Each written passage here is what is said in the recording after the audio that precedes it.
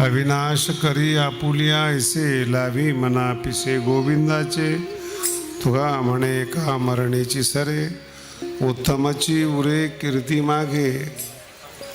आणि म्हणून काही जमिनीमध्ये सुद्धा एक प्रभाव असतो की तिथे जो महात्मा राहिलेला आहे किंवा दुष्ट राहिलेला आहेत। काही काही घरं मी असे बघितलेले ते अतिश्रीमंताचे घर आहेत, पण त्यांनी तो पापाच्या पैशाने कमवलेला आहे। मग त्यांच्या घरात गेलं ना की असं धक्का बसल्यासारखा होतो, काहीतरी चुकलंय आपलं। त्यांनी काजू आणलेले असतात, बदाम आणलेले असतात, त्यांनी त्यांच्या श्रीमंतीचं प्रदर्शन केलेलं असतं। 10-5 फ्रूट असतात, ते खाण्याकरता नसतात, दाखवण्यासाठी असतात। देवालाच नैवेद्य दाखवला पाहिजे असं थोडंच आहे। पाहुण्याला महाराज ते खायचे नसतात, ज्याला माहीत नाही ते तर बचक भरून घेतात डायरेक्ट, तो भाग वेगळा आहे। परंतु पैसा हा प्रामाणिकपणाचा नसल्यामुळे तो जो एक फील व्हायला पाहिजे, गुड फील व्हायला पाहिजे, आनंद यायला पाहिजे, तो येत नाही त्याच्यामध्ये। श्रीमंतीचं प्रदर्शन, आपण काय केलं त्याचं प्रदर्शन असतं त्याच्यामध्ये। आणि सत्कर्माच्या ठिकाणी जा तुम्ही, त्या एरियामध्ये प्रवेश केला तुम्हाला आनंद येतो। तुम्ही सगळ्यांनी भगवानगडावर प्रवेश करून पाहिलाय, असं तुम्ही गेटच्या आतमध्ये आला ना की तुम्हाला समाधान वाटतं। बांधकाम नाही आहेत, काही विशेष नाही आहेत, अजून अंडर डेव्हलप आहे भगवानगड, पण त्या जमिनीमधलं जे पुण्य आहेत, कणाकणामध्ये जे भगवान बाबांचे संस्कार आहेत, ते आल्या मनाला प्रसन्न करतात। कितीही पापी मनुष्य असू द्या, तो तेवढ्या पुरता का होईना बदलतो। तुकोबारायांचा अभंग आहेत, आपुला तो एक देव करून घ्यावा, तेने विन जीवा। कितीतरी वेळा नाशिककरांनी या अभंगाला ऐकलेलं आहेत, कीर्तनकार मंडळी पण स्टेजवर आहेत। अभंग जसा दिसतो ना तसा नाही येतो। संस्कृतमध्ये लकारामध्ये एक प्रयोग आहे, त्याला विद्यार्थ म्हणतात। घ्यावा, घ्या असं नाही म्हटलेलं त्यांनी।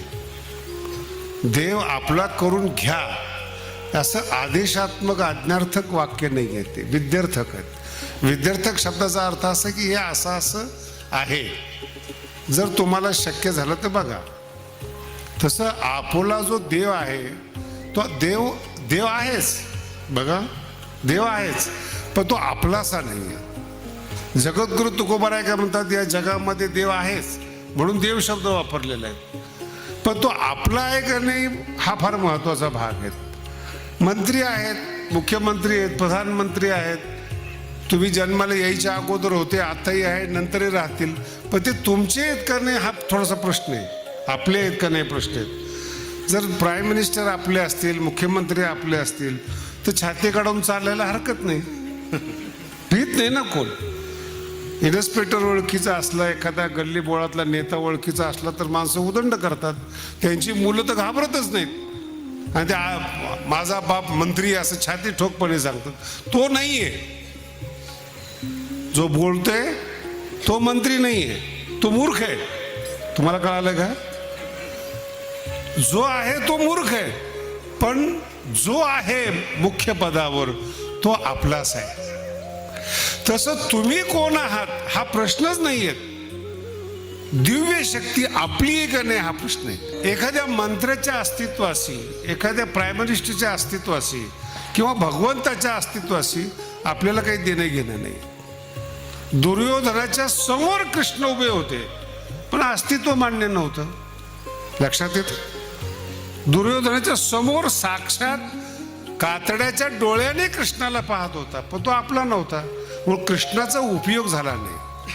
तो आता दिसत नाही हा भाग सोडून द्या तुम्हाला, पण ज्याला दिसत होता त्याचा तो आपलासा नव्हता हा। आणि खूप खोल आहे बरं काय आपलासा, एवढा साधा अभंग नाहीये म्हणून तो घेतलेला आहे। बोलतोय ना याच्यावर सगळे पिक्चर आहेत, जेवढे बॉलिवूडमध्ये पिक्चर निघतात ना तेवढे माझ्या शब्दावर आहेत। आपुला काय पिक्चर मध्ये 2 प्रेमिका असतात, एक प्रेमी असतो, एक फुल 2 माली, कशावरून भांडण आहेत?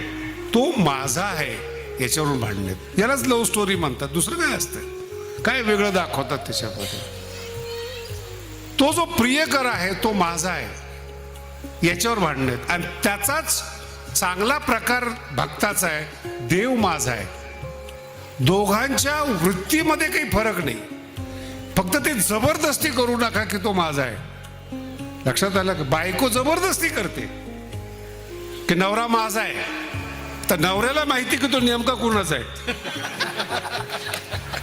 अंतःकरणाने बोलतोय बरं का, व्यवहाराने तो तुमच्या घरामध्ये आहे, व्यवहाराने त्याच्यापासून मुलं झालेले आहेत, तो त्याचं नाव त्याने त्याच्या मुलाला दिलेलं आहे, पण त्याचं अंतःकरण, नवऱ्याचं जे अंतःकरण आहे ते नेमकं कुणाकडे आहे, हे फार महत्वाचा विषय आहे. कारण की त्याच्या आतमध्ये कोण बसलेला आहे त्याच्यावर त्याचं अस्तित्व आहे. म्हणून कधी कधी ज्ञानोबारांनी सुद्धा ज्ञानेश्वरीमध्ये विनोद केलेले आहेत. मोठी मोठी माणसं सुद्धा, चांगले चांगले कीर्तनकार आणि मोठी मोठी माणसं अशा व्यक्तीच्या आहारी जातात ज्याच्याकडे सभ्य माणूस बघू शकत नाही. कोणी भांडे घासणारं असतं, कोणी सामान्य असतं, मोठी मोठी माणसं, पण का ट्रेक होतात काही माहित नाही. पण त्या व्यक्तीनं मोठ्या व्यक्तीला आपलंसं करून घेतलेलं असतं. सगळं जग हैराण आहे, काय गुण पाहिले बो याच्यामध्ये, निदान करायची तर चांगली करायची. कळतंय तुम्हाला? कुठं अडकला हा माणूस आपल्याला वाटतं ना, पण त्याला जर विचारलं तर तो सांगतो काय सांगता येत नाही, पण जीवाच्या कशी उतरली.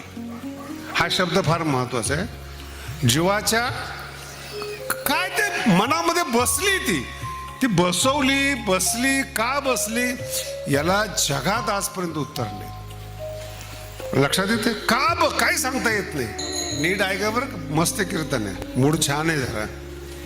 का बसली मान्यता, काही सांगता येत नाही. याच्यावर धर्म आधारित आहेत. सत्य असत्य बोलत नाही बरं का, तो फार लांबचा विषय. मुस्लिम धर्म आहे, जन्माला आल्याबरोबर त्या मुलाच्या मनामध्ये अल्लाहविषयी आस्था बसते. तो कधीच तपास करत नाही तो कसा आहे, त्याचं स्वरूप कसं आहे, तो कुठे काही नाही. अल्लाह आहे, अल्लाह के लिए जान देना आहे, बस दोन गोष्टी. 57 देश जिंकले त्या लोकांनी. मान्यता काय बसली त्याच्या डोक्यामध्ये, अल्लाह के लिए जीना आहे. आपल्या शरीराला बॉम्ब लावून उडवून देतात महाराज. आपलेस पण किती असतं, किती खोलवर रुजलेलं असतं धर्म, त्याच्यावर फार आधारित. तसं एखाद्या देवाची मान्यता, एखाद्या स्त्रीची मान्यता, त्याच्या पुढं बोलतो एखाद्या मानाची मान्यता, एखाद्या धनाची मान्यता, एखाद्या व्यक्तीमध्ये किती खोलवर रुजलेली आहेत त्याच्यावर त्याचं जीवन आधारित आहे. बरेचसे लोक आहेत पैसा खर्चच करत नाहीत, पण पैसा सोडत पण नाही. ती धनाची मान्यता तिच्या खोलवर अंतःकरणात रुजली. का कमवायची माहीत नाही. जेव्हा या धाडी पडतात ना, 25-25 कोटी कॅश निघतात, बाकीचे व्यवहार वेगळे. त्या अधिकाऱ्याला जर बघितलं तर तोंडावरून माशी उठत नाही ना, रुबाब आहे ना काय. किती घरात निघलेत, 25 कोटी, 100 कोटी, 200 कोटी निघलेले घरामध्ये. काय करतात मला पण कधी कधी प्रश्न पडतो बरं, काय करतात या पैशाचं. एका लोकांना जेवायला नाही ती लोक समाधानी आहेत, रस्त्याने झोपणारी लोक समाधानी आहेत. आता येताना मी नाशिकला बघितलं, जे डिवायडर आहेत ना, ते डिवायडर मध्ये झोपडी करून आतमध्ये बसलेत, पोरांवरून पाऊस पडतो, खुश आहेत. इथं बंगल्यामध्ये ते खुश नाही आहेत. तिची मान्यता तुमच्यामध्ये बसली ना, ती परिस्थितीवर आधारित नाही. तुमचं सुख दुःख तुमच्या मान्यतेवर आधारित आहेत. तुम्ही त्या मान्यता आतमध्ये रुजवल्यामुळं तिथून जे जन्माला येतं ते महत्वाचं आहे. त्याला माईके म्हणतात. माईक म्हणजे माया नाही बरं. आमच्या कीर्तनकाराचे गैरसमज आहेत, सगळे जग मायेने उत्पन्न केलं. मग तू कोण सांगणार आहे, तुझ्या अगोदरपासून आहे ते. माणसाच्या मनातल्या मोहाने जे जन्माला केलेले आहेत ते दुःखाची जनिती. ईश्वराची सृष्टी दुःखाची जनिती नाहीत, नाही तर अवघाची संसार होणार नाही, सुखाचा होणार नाही. तुम्ही विचार करा, आनंदाचे डोही याच पृथ्वीवर माऊलीच्या अभंग जन्माला आलेले आहेत, ज्ञानेश्वरी जन्माला आले, तुकोबांचे अभंग जन्माला आलेत, सगळ्या संतांच्या अभंग आहेत. ते खुश आहेत. त्यांच्या मनातली मायेतून काही जन्माला घातलेल्या नाहीत. गुरुच्या कृपेतून त्यांची मान्यता जन्माला आली. आपली मान्यता मोहाच्या मान्यतेतून जन्माला आलेली. आपण ठरवले समोरचा माणूस मूर्ख आहे, काय करणार तुम्ही? बोला ना. कधी कधी लोक मला पण सल्ला देतात. भगवानगडावर असतो ना, त्याची नवीन नवीन पोलं शिकायला असतात. बाबा हे बरोबर नाही. मला तू येऊन 1 वर्ष झाले तुला, मला गादीवर बसून 22 वर्ष होत आलेत, माझं वय बघ. नाही पण ते तुम्हाला समजत नाही. याला म्हणतात माईक, याला म्हणतात मान्यता. तुमच्या मनात एकदा ठरवलं ना, आणि जेवढ्या बाया बसलेल्या आहेत, एकदम खुलं बोलतो मी, रेकॉर्डिंग पण चालू, सगळ्या बायांना वाटतं आपल्या नवऱ्याला अक्कल नाही, आणि सगळ्या नवऱ्याला वाटतं आपल्या बायकोला अक्कल नाही. पण दोघं एकत्रित राहतात. हा चमत्कार आहे. हा इकडं दुसरीकडे चमत्कार शोधू नका. दोघंही एकमेकाला मूर्ख म्हणतात आणि एकत्रित आयुष्य काढतात. चमत्कार बघितला ना, हा चमत्कार आहे. विठाला म्हणून दोन्ही शब्द एक, आपुला आणि माईक हे दोन्ही शब्द एकच आहे. वर फक्त आपुला म्हणलं, आपुला म्हणजे आपली मान्यता, आपल्या मोहातून मान्यता जन्माला येते, आणि गुरुच्या कृपेतून भक्तीतून एक मान्यता जन्माला येते. भक्तीतून जी मान्यता जन्माला येते ती दिव्य असते, त्यालाच देव म्हणतात.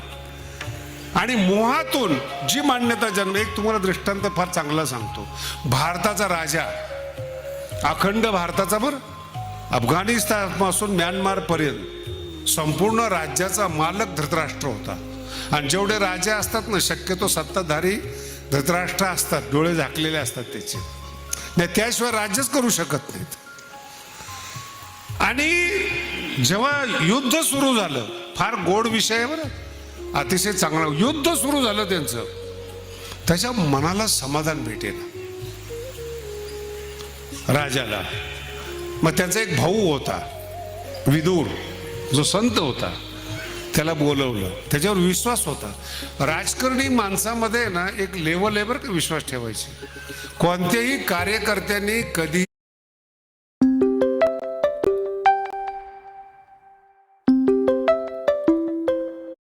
असं समजू नये की मी त्यांच्या विश्वासातला आहे.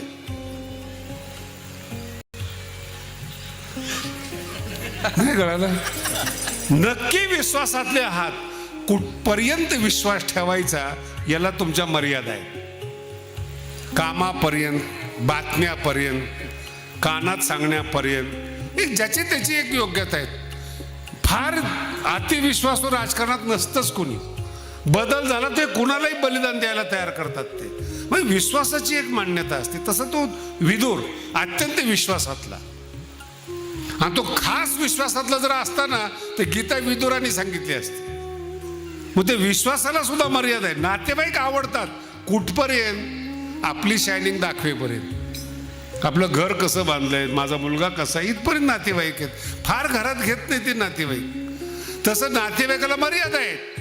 दाखवायचं आता जे तुम्ही कमवलेलं आहे, तुम्ही पुरुषार्थ केलेला आहे, जर तुम्ही भावकीला नाही दाखवलं तर तुम्हाला विचारणार कोण? मुंबईला जर गेलात तुम्ही मलबार हिलला, कोणी विचारत नाही कोणाला. सगळ्यांच्या 1000 कोटीच्या पुढं प्रॉपर्टी आहेत, कोणीच विचारत नाही. नातेवाईक नाहीत ना, सांगणार कुणाला? एकाच लेवलची माणसं आहेत. मग त्यासाठी भावकी लागते शायनिंगसाठी. नाही कळालं? दाखवणार कुणाला? भडास कुठं काढायची? तू गरीब आहे, तू मूर्ख आहे, सांगणार कुणाला? हा फार महत्वाचा विषय. पण बोलवलं त्याला, पण विश्वासू होता की हा ज्ञानी आहे म्हणून. नीट आहे का? विश्वासू आहे पण हा ज्ञानी आहे. त्याला विचारलं, विदुरा माझ्या मनाला समाधान नाही आहे. राजा असून बोलतोय बरं का, तुमचं 1 एकर 2 एकर लांब ठेवा. राजा असून तो म्हणतो माझ्या मनाला समाधान नाही आहे, तू काहीतरी सांग. मग विदुर ज्ञानाचा उपदेश करतो. समाधान होत नाही. नीट आहे का? समाधान होत नाही. तो तुझ्या बोलण्याने काही समाधान झालं नाही. तुझ्याकडे काही अजून शक्ती आहे का? ते म्हणे जगातले जे पहिले संत आहेत, जगातल्या पृथ्वी उत्पन्न झाल्यापासून जे पहिले संत आहेत त्यांना मी बोलवू शकतो. बोलव म्हणे. सनद सुजातला बोलवलं. आव्हान के संत मरत नसतात बरं का, माझा शब्द लक्षात ठेवा. ते मरत नाहीत, त्यांचं शरीर समाप्त होतं, ते असतात म्हणून तो संप्रदाय टिकलेला आहे. नाही तर आमच्या बोलाकडे पाहिलं तर संप्रदायाचा विकास कोण करतोय? जो तो आपापला विकास करतोय. वारकरी संप्रदाय वाढतो कशामुळं? संतांचं अस्तित्व जिवंत आहे. ते तुम्हाला प्रेरणा देतात. मला सांगा, आज एवढा समाज या ठिकाणी जमलेला आहे, ज्ञानोबरायांची बाबांची प्रेरणा आहेत म्हणून तुम्ही सात्विक आहे. ती प्रेरणा आहे. आणि ती प्रेरणाच अंतःकरणात जन्माला येते की आपण मोठा सप्ताह केला पाहिजे, एकत्रित आलं पाहिजे. नाही तर कीर्तन तर तुम्ही युट्यूबला ऐकू शकता, पण ती प्रेरणा महत्वाची आणि ती प्रेरणा सतत असते. म्हणून सनकादिकचे संत आहेत, त्यातले सनक सुजातला बोलवलं. आता तुम्ही विचार करा, पहिले संत ज्याच्या शापानं भगवंतानी 3 अवतार घेतले ते संत. म्हणजे देवाला सुद्धा जय विजयाला शाप दिल्यानंतर स्वतः स्वीकारलं अस्तित्व. जेवढं द्वारपाल गुन्हेगार आहे तेवढं भगवंत स्वतःला गुन्हेगार मानून 3 अवतार धारण करतात. ते काही विस्तार सांगत नाही तुम्हाला, ते फार महत्वाचा विषय. ते संत आले, उपदेश केला, मनाला गारवा वाटला धृतराष्ट्राच्या. बरं का, सनक सुजात आहेत, गारवा वाटला मनाला, समाधान झालं. आणि जाता जाता सनद सुजात विचारतात की मी जे काही तुला उपदेश केलाय तुला कसं वाटतंय? ते म्हणे, महाराज तुम्ही संत आहात, तुमचं कर्तव्य उपदेश देणं. महाराज लोक लक्षात ठेवा बरं का. धृतराष्ट्र काय म्हणतो? तुमचं कर्तव्य उपदेश देणं. तुम्हाला काय माहिती पोरं बाळं कसे असतात, संसार कसा असतो तुम्हाला काय माहिती? तुम्ही मला सांगितलं, मला समाधान वाटलं, पण माझी जी दुर्योधनाच्या बाबतीत मान्यता आहे ती मान्यता जात नाही. विडाला काय एक अंतःकरण हे आहे की साक्षात संत येतात आणि तो राजा बदलत नाही. आणि ज्याचं अंतःकरण चांगलं आहे तो गुन्हेगार असून सुद्धा वाल्मिकाचा वाल्मिक ऋषी होतो. त्यालाही संत भेटलेत, नारद. मग आता राजा धृतराष्ट्र आणि वाल्मिकाच्या दोघात फरक काय? एक कपटी आहे. राजा धृतराष्ट्र राजकारणात राहिल्यामुळं कपटी आहेत, वाल्मिक गुन्हेगार आहेत. गुन्हेगाराला माफ होतं, कपटी माणसाला माफ होत नाही, तो पारमार्थिक असला तरी. नीट आहे का? पारमार्थिक असला म्हणून तर पारमार्थिक लोक दुखी आहेत, प्लेन माइंडचे नाही आहेत. का परमार्थिक लोक दुखी आहेत? आयुष्यभर परमार्थ केलाय तुम्ही, आयुष्यभर ज्ञानेश्वरी वाचली, गाथा वाचलाय, भागवत केलेले, दुखी का? मन धृतराष्ट्रासारखं आहे. आणि एक साधा माणसं जे आयुष्यात कीर्तन करत नाहीत. मी तुमच्या बाबतीमध्ये बोलतो, तुम्ही मंदिर बांधलंय शंकराचार्यांचं आपल्या तुमच्या गावात राहिलेलं, काय कीर्तन केले त्यांनी? सरळ अंतःकरण आहेत, त्यांचं मंदिर आहे. विद्वान असेल, मोठा असेल, त्याचं पाकिट मोठं आहे, एवढीच त्याची योग्यता आहे. लक्षात आलं? याच्या पुढं त्याची योग्यता मान, अंतःकरण सरळ पाहिजे. सरळ असलं ना इफेक्ट होतो. 2च शब्द किती वेळ बोलले? काय तुमच्यासारखं 2 तास प्रवचन ऐकलं काय ते? नारदाचं वाल्या कोळ्यानी? गुन्हेगार, मर्डर करणारा, चोर, मन स्वच्छ आहे, सरळ मन आहे. म्हणून गीतेमध्ये 9व्या अध्यायामध्ये भगवंत म्हणतात गुन्हेगार दुरुस्त होतात.